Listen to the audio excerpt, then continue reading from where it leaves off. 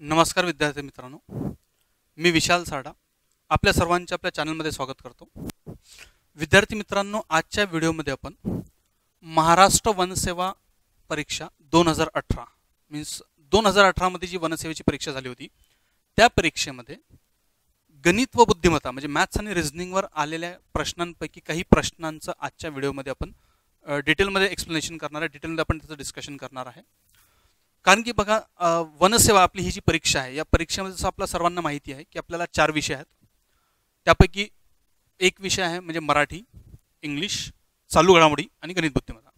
तर या 4 विषयांपैकी मराठी, चालू घडामोडी आणि इंग्रजी या विषयांचा अभ्यास आपण हा जनरली करतो आणि या तिन्ही विषयांचे प्रश्न जर आपल्याला सोडवायचे आहेत तर हे जनरली इझिली बरेच लोक सोडवतात. परंतु या परीक्षेमध्ये कमीत कमी वेळेमध्ये जर गणित व बुद्धिमत्तेचे प्रश्न आपल्याला सोडवायचे असतील तर बऱ्याच विद्यार्थ्यांना बऱ्याच लोकांना इथे बऱ्याचशा अडचणी जातात. याचं कारण म्हणजे ते जेव्हा गणित बुद्धिमत्तेचा प्रश्न आपण सोडवतो तर काही ठिकाणी आपलं बेसिक कच्चं असल्यामुळे म्हणा किंवा काही टेक्निक्स किंवा लॉजिक्स आपल्याला माहिती राहत नाही. त्यामुळं गणित व बुद्धिमत्तेचे प्रश्न सोडवण्यासाठी आपल्याला थोडासा वेळ जास्त लागतो आणि त्या लागणाऱ्या वेळेमुळं आपण जे परीक्षेमध्ये प्रश्न सोडवतो ते प्रश्न तुमचे तिथे तेवढे अटेम्प्ट होत नाहीत आणि त्यामुळे आपला रिझल्ट हा मागे राहतो. कारण बाकी विषयांना जो वेळानं जसं चालू घडामोडीचे 25 प्रश्न जर सोडायचे म्हटलं तर खूप इझिली कमीत कमी हार्डली 5-10 मिनिटांमध्ये ते प्रश्न सोडवणं होऊ शकतात. परंतु तेच जर गणित बुद्धिमत्तेचे प्रश्न सोडवायचे म्हटलं तर आपल्याला थोडासा वेळ लागतो आणि बरेच विद्यार्थी जनरली गणित बुद्धिमत्तेला थोडासा वेळ लागतो. या कारणामुळं त्या टॉपिकवरती किंवा त्या टॉपिकची किंवा त्या विषयाची प्रॅक्टिसही कमी करतात आणि त्यामुळे काय होतं की बाकीच्या सर्व विषयामध्ये त्यांना चांगले गुण मिळतात परंतु या विषयामध्ये ते मागे राहतात आणि त्यामुळे त्यांचा कट ऑफही मागे राहतो. ठीक आहे ना. तर आजच्या व्हिडिओमध्ये आपण काय करणार आहे, पर्टिक्युलरली गणित व बुद्धिमत्ता म्हणजे मॅथ्स अँड रिझनिंगवर कुठल्या प्रकारे आपण काम करायला पाहिजे, कुठल्या प्रकारे ते प्रश्न सोडवायचे हे आणि मागच्या पेपरमधले काही प्रश्न याचं आज आपण विश्लेषण घेणार आहे. ठीक आहे ना. तर बघा, 2018 मध्ये जी वनसेवेची परीक्षा झाली होती त्या परीक्षेमध्ये आलेले गणित व बुद्धिमत्तेचे प्रश्न आपण सोडूया. ठीक आहे. बघा, आपल्याला जे प्रश्न होते त्यापैकी पहिला प्रश्न म्हणजे प्रश्न क्रमांक 76 पासून आपण समोर सुरुवात करूया. कारण की सुरुवातीचे जे 75 प्रश्न आहेत त्या पेपरमधले ते प्रश्न आहेत तुमचे मराठी, इंग्लिश आणि चालू घडामोडीचे आणि आपण या व्हिडिओमध्ये डिस्कशन करणार आहे ते फक्त गणित आणि बुद्धिमत्तेचं. ठीक आहे. गणित व बुद्धिमत्ता विषयाचा अभ्यास कसा करायला पाहिजे, अभ्यास करताना प्रॅक्टिस कुठल्या प्रकारे करायला पाहिजे किंवा टॉपिकचं जे डिटेल डिस्कशन आहे यासाठी काही वेगळे व्हिडिओ आम्ही तुमच्यासाठी अवेलेबल करून देऊ. या व्हिडिओमध्ये आपण आलेल्या प्रश्नांवरतीच फक्त चर्चा करणार आहे. ठीक आहे ना. तर बघा, तुमचा हा जो सर्वात पहिला प्रश्न इथं आलेला आहे, ठीक आहे, 76 नंबरचा प्रश्न बघा काय दिला होता. प्रियाचे प्राप्तांक नेहापेक्षा जास्त आहेत. कोणाचे? प्रियाचे प्राप्तांक नेहापेक्षा जास्त आहेत. हर्ष प्राप्तांक राकेश एवढे आहे. राहुलचे प्राप्तांक दिव्यापेक्षा कमी आहे. नेहाचे प्राप्तांक हर्षपेक्षा जास्त आहेत. दिव्याचे प्राप्तांक राकेशपेक्षा कमी आहेत. सर्वात कमी कोणाचे प्राप्तांक आहेत असा तो प्रश्न आपल्याला दिला होता. ठीक आहे ना. बघा, मी थोडासा मोठा करतो वाटलं असतं. हा आपला प्रश्न आहे. ठीक आहे. आता हा प्रश्न आपल्याला सोडवायचा तर हा प्रश्न आपण कसा सोडवणार? तर सगळ्यात पहिला मुद्दा, हा प्रश्न कोणत्या टॉपिकचा आहे तर हा कंपॅरिझन किंवा रँकिंगवाला प्रश्न आपण याला म्हणू शकतो. आणि बघा, हा प्रश्न जर सोडवायचं म्हटलं तर खूप सोपं काम आहे. प्रश्न मराठी आणि इंग्लिश दोन्ही भाषेमध्ये तिथे दिलेला आहे आपल्याला. आता हा प्रश्न जर आपल्याला सोडवायचा तर एकदम सिंपल, जे आपले पेक्षा लहान आणि पेक्षा मोठे जे दोन चिन्ह आहेत, लेस दॅन अँड ग्रेटर दॅन, त्या दोन्ही चिन्हांचा वापर करून हा प्रश्न आपण इथे सोडूया. ठीक आहे. बघा, आता एकदम सिंपल काम आपण काय करणार, हा प्रश्न वाचत चला. प्रियाचे प्राप्तांक म्हणजे त्यांना मिळालेले मार्क्स, जसं इंग्लिशमध्ये काय म्हणतात, Priya score more than Neha. Priya score more than Neha म्हणजे नेहापेक्षा प्रियाला जास्त मार्क मिळाले किंवा जास्त गुण मिळाले असा त्याचा अर्थ आहे. ठीक आहे ना. तर बघा, प्रश्न आपला प्रियाचे प्राप्तांक नेहापेक्षा जास्त आहे. हा पहिला पॉईंट काय म्हणतो आपल्याला, प्रियाचे प्राप्तांक नेहापेक्षा जास्त आहेत. बघा, तुम्ही असं तो प्रियाचे प्राप्तांक नेहापेक्षा जास्त, P is greater than N. ठीक आहे. P is greater than N. जेव्हा एखाद्या व्यक्तीचं नाव परत त्या पी आणि एन वरनं सुरू होणार आलं असेल तर मग आपण 2-3 शब्द लिहू, म्हणजे पी म्हणजे प्रिया, एन म्हणजे नेहा. ठीक आहे. पुढचा पॉईंट बघा काय दिला आपल्याला, हर्षचे प्राप्तांक राकेश एवढे आहे. हर्षचे प्राप्तांक राकेश एवढेच आहे. याचा अर्थ काय, हर्ष आणि राकेश हे दोन्ही समान आहेत.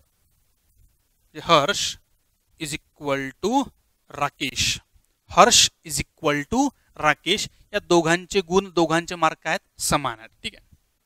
तिसरा मुद्दा तिथं काय दिला होता आपल्याला, राहुलचे प्राप्तांक दिव्यापेक्षा कमी आहे. कोणाचे? राहुल प्राप्तांक दिव्यापेक्षा कमी. याचा अर्थ समजा दिव्यापेक्षा कमी म्हणजे Divya is greater than Rahul. Divya is greater than Rahul, कारण की त्यांनी काय म्हटलं होतं, राहुलचे प्राप्तांक दिव्यापेक्षा कमी आहे. चला हाही मुद्दा मी लिहिला. पुढे काय दिलं, नेहाचे प्राप्तांक हर्षपेक्षा जास्त. बघा आता लक्ष द्या, नेहाचे प्राप्तांक हर्षपेक्षा जास्त. तर बघा नेहा इथे आहे माझ्याकडे वरती, आणि नेहाचे प्राप्तांक हर्षपेक्षा जास्त, तर Neha is greater than Harsh. Neha is greater than Harsh and Harsh is equal to Rakesh. Harsh आणि राकेश हे दोन्ही समान आहेत, तर त्यांना आपण एकाच ठिकाणी लिहूया. हर्ष आणि राकेश दोन्ही समान आहेत. ठीक आहे, समोर बघा लास्ट पॉईंट बघा तुमचा काय राहिला, नेहाचे प्राप्तांक हर्षपेक्षा झाला. हा शेवटचा पॉईंट, दिव्याचे प्राप्तांक राकेश पेक्षा कमी आहे. काय म्हटलं त्यांनी, दिव्याचे प्राप्तांक, हा मुद्दा येतो, दिव्याचे प्राप्तांक राकेश पेक्षा कमी. दिव्या राकेश पेक्षा कमी, तर आपल्या ग्राफमध्ये आपण राकेश लिहिलं. राकेश पेक्षा कमी कोण आहे? दिव्या. तर बघा या राकेश पेक्षा कमी इथे येणार तुमचं दिव्या, आणि दिव्यापेक्षा लहान हा मुद्दा आपला सर्वात खालचा मुद्दा, दिव्यापेक्षा लहान कोण आहे? राहुल. तर Divya is greater than Rahul. Divya is greater than Rahul. ही झाली आपली पूर्ण मांडणी. आणि या मांडणीच्या आधारावर आपल्याला जो प्रश्न तिथे विचारण्यात आला होता, त्यांनी म्हटलं सर्वात कमी कोणाचे प्राप्तांक आहेत. तर इथे बघा सर्वात कमी प्राप्तांक कोणाचे आहेत. तर बघा ही प्रिया सर्वात जास्त, त्यापेक्षा कमी कोण आहे? नेहा. नेहापेक्षा कमी कोण आहे? हर्ष आणि राकेश. राकेशपेक्षा कमी कोण आहे? दिव्या. आणि दिव्यापेक्षा कमी कोण आहे? राहुल. म्हणजे सर्वात कमी प्राप्तांक कोणाचे, सर्वात कमी गुण कोणाला मिळाले? तर राहुलला. हे झालं तुमच्या प्रश्नाचं उत्तर. म्हणजे बघा किती सोपा प्रश्न होता. उत्तर काय मिळेल आपल्याला? राहुल, म्हणजे पर्याय क्रमांक 3. हे झालं तुमच्या प्रश्नाचं उत्तर. अगदी सोपा प्रश्न होता. येस, फक्त काय आहे की त्यांची जी मांडणी आहे, आता बघा मी हा प्रश्न एक्सप्लेन करतोय म्हणजे तुम्हाला सांगतोय, त्यामुळे मला एवढा वेळ लागला. हे जर तुम्हाला हा प्रश्न सोडवायचं म्हटलं तर तुम्हाला समजायचं कामच नाहीये. तर किती सोप्या पद्धतीने हा प्रश्न आपण तिथे सोडवू शकतो ठेवा. ठीक आहे, हा झाला तुमचा पहिला प्रश्न. हा प्रश्न आहे बुद्धिमत्ता म्हणजे रिझनिंगचा. ठीक आहे, रिझनिंगसाठी आरी, मॅथसाठी पण एम वापरू. ठीक आहे, म्हणजे हा प्रश्न कोणत्या विषयाचा होता? आपला रिझनिंगचा. आता बघा याच्या खाली दुसरा जो प्रश्न त्यांनी दिलेला आहे, क्वेश्चन नंबर 77, याच्या खालचा प्रश्न बघा काय. झीना आणि दिना दोन लोक आहेत. नंबर 1 झीना, नंबर 2 दिना. दोन मुले आहेत, झीना आणि दिना. यांनी स्वतःची ताकद आजमावण्यासाठी ए पासून बी पर्यंत व परत, ए पासून बी पर्यंत व परत, म्हणजे एका ठिकाणी जाणे आणि तेथून परत येणे. ए वरून बी ठिकाणी जायचं आणि तिथनं परत यायचं, अशी सायकल शर्यत लावण्याचे ठरवले.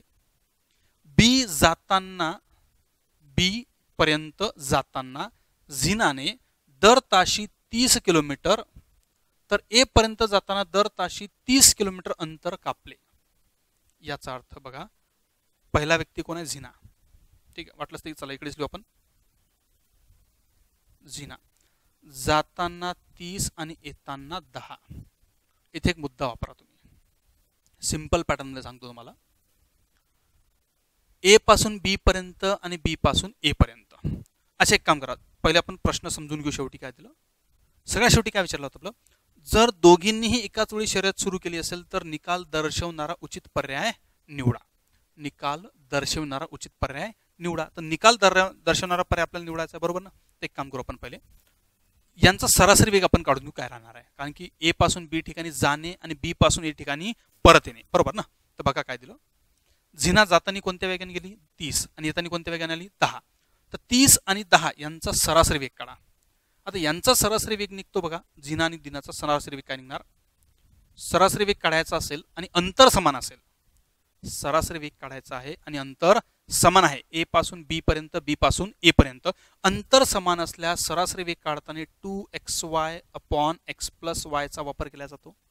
तर हे निघणार तुमचं 2 गुणिला 30 गुणिला 10 भागिला 30 आणि 10 40. सोडवायला बघा, हा 40 आहे ना, 40चा 0 आणि 10चा 0 कटला. नंतर हे जे वरती 2 आहेत बघा, सोडवताना हे जे वरती 2 आहेत त्या 2ने खालच्या 4ला भाग द्या, इथे आले 2, आणि या दोन्ही परत त्या 30ला भाग द्या, म्हणजे इथं वरती किती आले 15. याचा अर्थ झिनाचा सरासरी जो वेग आहे हा आला 15 किलोमीटर पर आवर, ताशी 15 किलोमीटर. कोणाचा वेग आला? हा झिनाचा. आता सेकंड पर्सन कोण आहे? सेकंड पर्सन कोण आहे? दिना. आता दिनाची माहिती वाचा. दिनाबद्दल त्यांनी काय माहिती दिली आपल्याला? तर शेवटी प्रश्नामध्ये काय विचारलं बघा, दोन्ही दिशांना जाताना, ही सर्वात शेवटची लाईन, दोन्ही दिशांना जाताना दिनाने दर ताशी सरासरी 20 किलोमीटर अंतर कापले. दोन्ही बाजूला जाताना दिनाने दर ताशी 20 किलोमीटर अंतर कापले, म्हणजे जाताना आणि येताना तिचा जो सरासरी वेग आहे तो आहे 20 किलोमीटर पर आवर. म्हणजे जाताना व परत येताना ती ताशी 20च्या वेगाने चालते. याचा अर्थ असा झाला, दिनाचा वेग हा झिनापेक्षा जास्त आहे. वेग जास्त आहे याचा अर्थ त्यांना लागणारा जो वेळ आहे किंवा टाइम आहे हा दिनाचा झिनापेक्षा काय राहणार? कमी. कारण की दिनाचा वेग जास्त आहे. कोणाचा? दिनाचा वेग जास्त. दिनाचा वेग जास्त म्हणजे झिनाचा वेग कमी. सॉरी, दिनाचा वेग जास्त, झिनाचा वेग कमी, आणि झिनाचा वेग कमी म्हणजे ती हारणार. म्हणजे लवकर कोण पोहोचणार? दिना. ज्यांचा वेग जास्त तो व्यक्ती शर्यत जिंकणार आहे, आणि वेग कोणाचा जास्त आहे? दिनाचा. मग शर्यत कोण जिंकणार? दिना. असा पर्याय बघा. दोघींनी एकाच वेळेस शर्यत पूर्ण केली नाही. दुसरा, शर्यत पूर्ण करण्यासाठी झिनाने दिनापेक्षा जास्त वेळ घेतला. शर्यत पूर्ण करण्यासाठी झिनाने दिनापेक्षा जास्त वेळ घेतला. तर बघा, झिनाचा वेग कमी आहे याचा अर्थ झिनाला वेळ जास्त लागणार, म्हणजे हा दुसरा पर्याय तुमचा बरोबर आहे. तर ह्याला आपलं उत्तर. आता याच प्रश्नामध्ये बघा आणखीन एक मुद्दा तुम्हाला सांगतो मी. हे एवढं सगळं सोडण्यापेक्षा, म्हणजे हे इथं जेवढं काही मी रायटिंगवर केलं, ज्यांचा या टॉपिकचा अभ्यास व्यवस्थित झालेला असेल तर बघा, सरासरी वेग हा आपण जी जनरल सरासरी काढतो. जसं उदाहरणार्थ तुम्हाला इथं याच प्रश्नामध्ये सांगतो. त्यांनी आपल्याला पहिलं कोणाबद्दल सांगितलं होतं?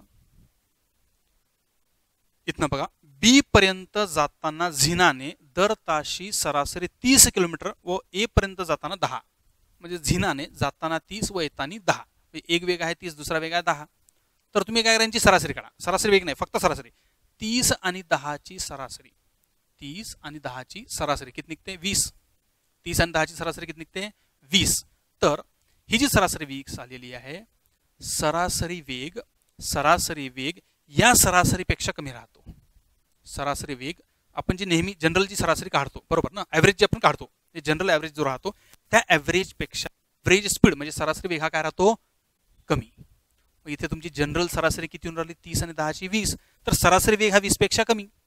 सरासरी वेग हा 20 पेक्षा कमी. आणि समोर प्रश्न जर वाचला तर समोर प्रश्नामध्ये तुम्हाला दिलेला आहे, दिनाने जातानी व येतानी दोन्ही वेळेस ताशी 20च्या नुसार अंतर कापले. याचा अर्थ काय झाला? दिनाचा वेग हा झिनापेक्षा जास्त आहे. जर दिनाचा वेग जास्त म्हणजे झिनाचा टाइम जास्त झाला, कारण की दिनाचा वेग जास्त आहे तर झिनाचा वेग कमी आहे. आणि ज्यांची स्पीड कमी राहतं त्यांना टाइम जास्त लागतो. हे टाइम जास्त कोणाला लागणार? झिनाला. असा ऑप्शन कुठे आहे? तर शर्यत पूर्ण करण्यासाठी झिनाने दिनापेक्षा जास्त वेळ घेतला. पर्याय क्रमांक 2. हे झालं तुमच्या प्रश्नाचं उत्तर. काहीही न लिहिता या प्रश्नाचं उत्तर आपण तिथे काढू शकतो. पण कंडिशन, तुम्ही अभ्यास कसा केलेला आहे. जर हे बेसिक कन्सेप्ट तुम्हाला माहिती असतील तर त्यानुसार आपण तो प्रश्न तिथे सोडवू शकतो. म्हणजे काहीही न लिहिता ज्यांचा अभ्यास व्यवस्थित झालेला आहे, डिटेलमध्ये प्रश्न वाचल्याबरोबर तुम्हाला त्या प्रश्नाचं उत्तर ताबडतोब तिथे मिळू शकते. हे लक्षात ठेवा. ठीक आहे, चला पुढच्या प्रश्नामध्ये बघा. हा झाला आपला मॅथचा प्रश्न होता. हा खाली या क्वेश्चन नंबर 88 वर या. काय दिलं बघा. आता बघा यांचा हा प्रश्न काय. जर x गुणिला y गुणिला z बराबर 320 तर खालीलपैकी x ची किंमत कोणती असू शकत नाही. एक बघा, किती सोपा प्रश्न आहे. 3 ला एखाद्या संख्येने गुणलं तर 320 हा गुणाकार येऊ शकतो. म्हणजे बघा, एक्स वाय झेड ची किंमत जर अपूर्णांकामध्ये असेल तर चालेल. हा, त्यांनी जर म्हटलं एक्स वाय झेडच्या किमती ह्या पूर्णांकामध्ये आहेत, एक्स वाय झेड हे पूर्णांक आहेत, तर मग एक्सची किंमत ही 3 असणार नाही, कारण की एक्स वाय झेड हे जर पूर्णांक असतील तर येणारं उत्तर 3च्या पटीमध्ये असायला पाहिजे, तर एक्सची किंमत 3 असू शकते. पण ते पूर्णांक आहेत किंवा नाहीत अशी काही माहिती प्रश्नामध्ये आहे का? नाही. याचा अर्थ एक्सची किंमत 3 असू शकते, 2 असू शकते, पण काही जरी केलं तर एक्सची किंमत 0 असूच शकत नाही. कारण जर मी एक्सची किंमत 0 ठेवली तर शून्याला कोणत्याही संख्येने गुणले असतं उत्तर काय मिळते तुम्हाला? 0. तर एक्सची किंमत जर मी ते 0 ठेवली तर उत्तर 320 मिळणार नाही, परंतु उत्तर किती आहे? 320. याचा अर्थ त्या एक्सची किंमत 0 येणार नाही. एकदम बेसिक आहे, एकदम बेसिक आहे. म्हणजे प्रश्नाचं उत्तर काय मिळेल? पर्याय क्रमांक 3. हे झालं आपल्या प्रश्नाचं उत्तर. ठीक आहे, चला पुढच्या प्रश्नामध्ये नंबर 79 79 नंबरचा प्रश्न बघा काय दिला आपल्याला. लक्ष देऊ का? बरोबर बघा. खालील प्रश्नामध्ये @ कॉपीराइट डॉलर % आणि हॅश हे चिन्ह खालील स्थाने वापरलेली आहेत. म्हणजे ही 5 चिन्ह आहेत बघा. जसं इथे डॉलरचं चिन्ह आहे, @ चिन्ह आहे, हे हॅश, नंतर हे कॉपीराइट आणि हे पर्सेंटेज, यांचे अर्थ पण आपल्याला तिथे दिले. हा इनइक्वॅलिटी या टॉपिकवरचा प्रश्न आहे. ठीक आहे ना. बघा आपण पहिले त्यांचे अर्थ लिहून घेऊ. ठीक आहे ना. तर डॉलर हा पहिले वापरला त्यांनी. तर डॉलर या चिन्हाचा अर्थ काय? तर डॉलरच्या ठिकाणी बघा तिथे त्यांनी काय लिहून दिलं आपल्याला? यू हा व्ही पेक्षा मोठा नाही. कोण? यू हा व्ही पेक्षा मोठा नाही. बरं मोठा नाही, मग तो लहान आहे का? तो असू शकतो, किंवा तो समानही असू शकतो ना. तो मोठा नाही आहे, बरोबरीचा असू शकतो. म्हणजे यू हा व्ही पेक्षा जर मोठा नसेल तर तो लहान किंवा समान असू शकतो. याचा अर्थ हा झाला डॉलर या चिन्हाचा अर्थ. डॉलर या चिन्हाचा अर्थ तयार होतो. डॉलर या चिन्हाचा अर्थ तयार होतो लहान किंवा समान. लहान किंवा समान. ठीक आहे ना. आपण इथेच लिहू बघा. चला पुढचा बघा. @ दुसऱ्यामध्ये काय व्ही यू @v. आता @चा अर्थ काय? तर समोर वाचा. चा अर्थ यू हा व्ही पेक्षा लहान नाही आणि समान पण नाही. यू व्ही पेक्षा लहान नाही, समान नाही. मग काय आहे? तर मग याचा अर्थ होतो तो मोठा आहे. जर तो लहान पण नाही, समान पण नाही, मग तो काय झाला? मोठा. पुढे या. तिसरा प्रश्न. तिसरं चिन्ह कोणतं वापरलं? हॅश. हॅशटॅगचं चिन्ह वापरलं. समोर काय दिलं त्यांनी? यू हा व्ही पेक्षा लहान नाही. यू हा व्ही पेक्षा लहान नाही. तो लहान नाही, मग तो कोण आहे? लहान नाही, तर तो मोठा असू शकतो किंवा तो समानही असू शकतो. म्हणजे पेक्षा मोठे किंवा समान, हा झाला त्या चिन्हाचा अर्थ. नंतरचं चिन्ह वापरलं त्यांनी तिथे कॉपीराइट. याचा अर्थ काय आता? तर बघा यू हा व्ही पेक्षा मोठा नाही आणि समानही नाही. मोठाही नाही, समान पण नाही, मग तो असेल लहान. तर कॉपीराइटचा अर्थ झाला लहान. आता बघा या टॉपिकमध्ये एक गोष्ट लक्षात ठेवा. जेव्हाही इनइक्वॅलिटी या टॉपिकचा प्रश्न जर तुम्हाला आला तर हे इथं 5 चिन्ह राहतात. 5 चिन्ह कोणते? तर greater than, less than, greater than equal to, less than equal to, आणि शेवटी राहतो इक्वल टू. म्हणजे पेक्षा लहान, पेक्षा मोठे, पेक्षा लहान किंवा समान, पेक्षा मोठे किंवा समान, किंवा मग दोन्ही समान, असे 5 चिन्ह राहतात. बघा 5 पैकी 4 चिन्ह आले. शेवटचं एक चिन्ह राहिलं समानतेचं, तेच इथं राहील. बघा वाचा तो पॉईंट काय दिलेला आहे. पर्सेंटेजचा अर्थ यू हा व्ही पेक्षा लहान नाही आणि मोठाही नाही. आता मला सांगा, जर तो लहान पण नाही, मोठा पण नाही, मग तो काय आहे? तर तो समान आहे. म्हणजे जिथे पर्सेंटेजचं चिन्ह असेल तिथे आपण कोणतं चिन्ह वापरणार? बरोबरीचं. ठीक आहे. आता बघा प्रश्न सोडवायचा आपल्याला. अगदी सोपं आहे, एकदम सोपं काम आहे. मी सांगतो त्यानुसार बघायचं आहे. बघा खाली या. प्रश्न हा A-B. तर बघा A-B चिन्ह कोणतं आहे म्हणतात? A-Bच्या मधात हॅशटॅग. आणि हॅशटॅग या चिन्हाचा अर्थ काय होतो? बघा तिसरं चिन्ह हॅशटॅगचं आहे. आणि हॅशटॅगचा अर्थ आपण काय म्हटलं?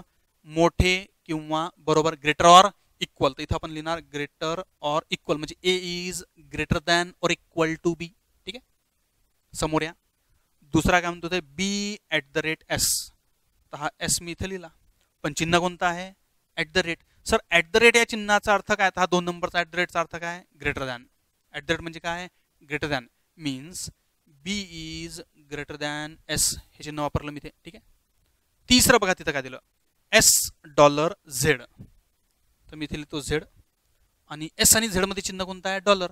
आणि डॉलरचा अर्थ काय, तर सगळ्यात वरचा अर्थ डॉलर म्हणजे काय, लेस दॅन ऑर इक्वल. डॉलर म्हणजे काय, लेस दॅन ऑर इक्वल. तर इथं तुम्ही चिन्ह वापरणार less than or equal, less than or equal. आणि यानंतर बघा समोर त्यांनी म्हटलं झेड पी.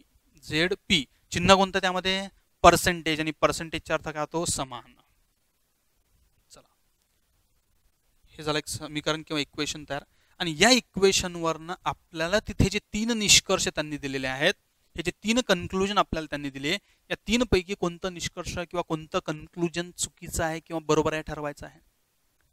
तर बघा आपण पहिले ते 3 निष्कर्ष म्हणजे कन्क्लुजन तिथे लिहून घेऊ, नंतर प्रश्न कसा सोडवायचा याच्यावरती येऊ. ठीक आहे, बघा पहिलं निष्कर्ष पी एस. आणि पी आणि एसच्या मध्ये त्यांनी चिन्ह कोणतं वापरलेलं आहे तिथे, ॲट द रेटचं चिन्ह कोणतं आहे, ॲट द रेटचं. आणि ॲट द रेट हे जे चिन्ह वापरलं आहे, ॲट द रेट चिन्हाचा अर्थ होतो ग्रेटर दॅन. तर P is greater than S. हे चुकीचं आहे की बरोबर आपल्याला नंतर ओळखायचं आहे पहिलं. दुसरं काय वापरलं, परत पी एस चिन्ह कोणतं वापरलं, पर्सेंटेज, याचा अर्थ काय होतो, इक्वल टू. तिसरं काय वापरलं त्यांनी, तिसरं निष्कर्ष ए एस. आणि एस मध्ये चिन्ह कोणतं, ॲट द रेट. आणि ॲट द रेटचा अर्थ परत काय होतो तिथे, ग्रेटर दॅन. ठीक आहे, आता बघा 3 पैकी कोणतं बरोबर आहे, एकदम सिंपल आहे. P is greater than S, हा पी एस पेक्षा मोठा आहे का, पी एस पेक्षा मोठा आहे का. एक गोष्ट लक्षात ठेवा, या टॉपिक पी आणि एसचं कंपॅरिझन करायचं. तर पी आणि एसच्या मधात, कोणाच्या, पी आणि एसच्या मधात असणारे चिन्ह बघा आपल्या डायग्राममध्ये, पी आणि एस. ठीक आहे, हे दोन, त्या पी आणि एसच्या मधात जर समजा हे चिन्ह असेल जे पीला मोठं दर्शवते, असं 100% असं चिन्ह लागेल आपल्याला, तर तो मोठा आहे. पण तिथे बघा प्युअर साइन, म्हणजे एक शब्द वापरतो प्युअर साइन. प्युअर म्हणजे काय, ग्रेटर ऑर लेस, या दोनपैकी चिन्ह जर असेल तर तेच उत्तर तिथं राहतं. परंतु इथे लक्ष देऊन पहा, मी काय म्हणतो तुम्हाला, P equal to Z, P equal to Z, आणि Z is greater than or equal to S आहे. म्हणजे हा झेड एस पेक्षा मोठाही असू शकतो आणि इक्वलही असू शकतो. तर हा विचार करा, मोठा असेल तर ठीक आहे, परंतु मोठा असला तर ठीक आहे, उत्तर बरोबर आहे. परंतु जर हा झेड आणि एस समान झाला, एस आणि झेड समान, झेड आणि पी समान, याचा अर्थ एस आणि पी हे दोघं समानही असू शकतात. एस आणि पी हे दोघे समान असू शकतात, याचा अर्थ हे पहिलं निष्कर्ष चुकीचं आहे, कारण ते दोघं समान असू शकतात म्हणजे हे चुकीचं आहे. ठीक आहे, दुसरं बघा काय दिलं आपल्याला, P equal to S, P equal to S. तर पी इक्वल टू एस हे असू शकतात, असू शकतात, ठीक आहे, पण कन्फर्म आहे का नाही, कारण दुसरा अर्थ मी इथं काय तयार करून दिला बघा तुम्हाला, एस आणि पी मध्ये मी सांगतो तुम्हाला. इथे बघा एस आणि पी मध्ये, एस आणि हा झेड, एस आणि हा झेड. बघा एक काम करा, मी परत लिहितो थोडंसं, एस आणि हा बघा झेड इक्वल टू कोण आहे, पी. झेड इक्वल टू कोण आहे, पी. तर झेडच्या ऐवजी आपण पी लिहू शकतो, झेडच्या ऐवजी मी काय लिहू शकतो, पी, कारण की झेड आणि पी सारखाच आहे ना, झेड आणि पी समान, म्हणजे झेडच्या ऐवजी पी. आणि चिन्ह कोणतं होतं, लेस दॅन ऑर इक्वल. याचा अर्थ असा होतो, एस हा पी पेक्षा लहान किंवा एस हा पीच्या समान. लेस दॅन ऑर इक्वल आहे ना, हे चिन्ह काय म्हणतो आपल्याला, लेस दॅन ऑर इक्वल, म्हणजे एस हा पी पेक्षा लहान किंवा समान. तर असं तुम्हाला उत्तर यायला पाहिजे, एस हा पी पेक्षा लहान किंवा समान. तर बघा इंडिव्हिज्युअल पहिलं पण उत्तर येणार नाही, दुसरं पण येणार नाही. परंतु जर समजा आपण या दोघांचा विचार एकत्र केला तर पहिलं उत्तर काय म्हणतो, एस हा लहान, आणि हा काय म्हणतो समान. तर तुमचं उत्तर या दोन पैकी एक असेल, कारण की इथे एस हा लहान आहे, इथे एस हा समान आहे. आणि आपलं कन्क्लुजन काय तयार झालं, एस हा पी पेक्षा लहान किंवा समान असू शकतो. म्हणजे तुमचं उत्तर आलं या दोन पैकी कोणतं तरी एक, या दोन पैकी एक, म्हणजे इथं उत्तर होणार आहे ऑर मध्ये, ऑर 1 ऑर 2, दोन पैकी एक. ठीक आहे, आता तिसरं बघा काय म्हणतो, ए हा एस पेक्षा मोठा. हे पण बघावं लागेल ना, तीन निष्कर्ष होते की नाही आपल्याकडे, तर दोनचं झालं, दोन मध्ये ऑर मध्ये आहे. तिसरं काय, ए हा एस पेक्षा मोठा. तर ए हा एस पेक्षा मोठा आहे का, तर बघा ए आणि एस मध्ये जी चिन्ह आलेली आहेत, ए आणि एस, ए आणि एस इथे सुद्धा, तर इथे कन्फर्मेशन आहे तुमच्याकडे, इथे कन्फर्मेशन आहे बघा, हा ए आणि बी बरोबर जरी असला तरी सुद्धा हा एस या बी पेक्षा लहान आहे. हा एस या बी पेक्षा लहान आहे, याचा अर्थ हा एस या ए पेक्षाही लहान आहे, म्हणजे एस हा ए पेक्षा लहान आहे. आणि त्यांनी काय विचारलं, ए हा एस पेक्षा मोठा आहे का? तर आपल्याला तिथं काय मिळालं बघा, हा ए पेक्षा एस लहान, ए पेक्षा एस लहान म्हणजे एस पेक्षा ए मोठा, एस पेक्षा ए मोठा, ए मोठा आहे ना. आता ए जर एस पेक्षा मोठा आहे तर त्यांनी ए हा मोठा आहे का म्हटलं, हे बरोबर आहे. तुमचं जे फायनल उत्तर तयार होणार आहे ते उत्तर काय, पहिलं किंवा दुसरं आणि तिसरं अनुमान कन्क्लुजन निष्कर्ष बरोबर आहे असा पर्याय शोधा. पहिलं किंवा दुसरं आणि तिसरं बरोबर आहे. तर बघा, फक्त निष्कर्ष 1 बरोबर नाही, फक्त निष्कर्ष 2 बरोबर नाही, फक्त निष्कर्ष 1 किंवा 2 हे पण नाही, कारण तिसरं पण बरोबर आहे. तर आपलं उत्तर निष्कर्ष 1 किंवा 2 बरोबर आणि निष्कर्ष 3 बरोबर हे झालं तुमचं उत्तर. म्हणजे या प्रश्नाचं उत्तर राहील पर्याय क्रमांक 4, पहिलं किंवा दुसरं, either conclusion 1 or 2 and third follow असं आपलं उत्तर असायला पाहिजे. हे झालं तुमच्या प्रश्नाचं उत्तर. ठीक आहे, चला नेक्स्ट पुढचा प्रश्न बघा. हा प्रश्न सुद्धा रिझनिंगचा होता.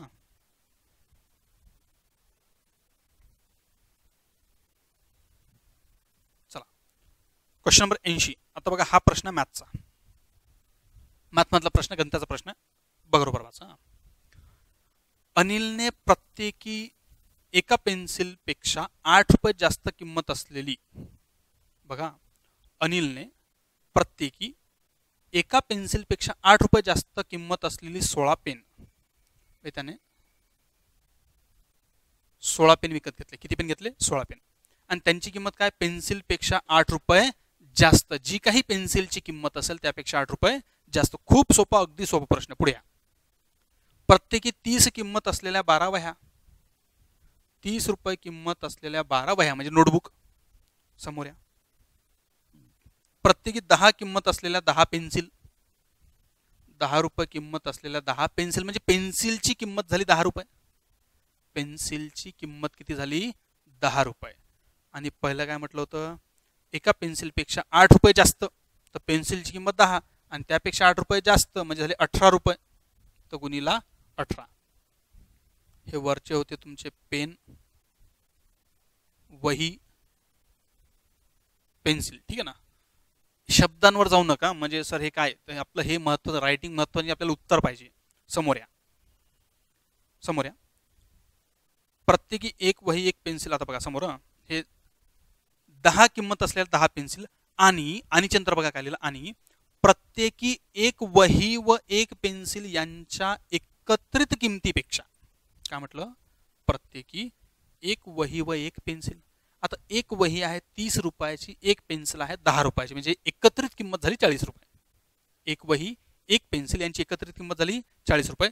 आणि यांच्या एकत्रित किमतीपेक्षा 35 कमी म्हणतो, म्हणजे 40 पेक्षा 35 कमी म्हणजे किती, फक्त 5 रुपये, फक्त 5 रुपये असलेले 6 खोड रबर खरेदी केले. म्हणजे 5 रुपयाच्या भावाने 6 रबर खरेदी केले.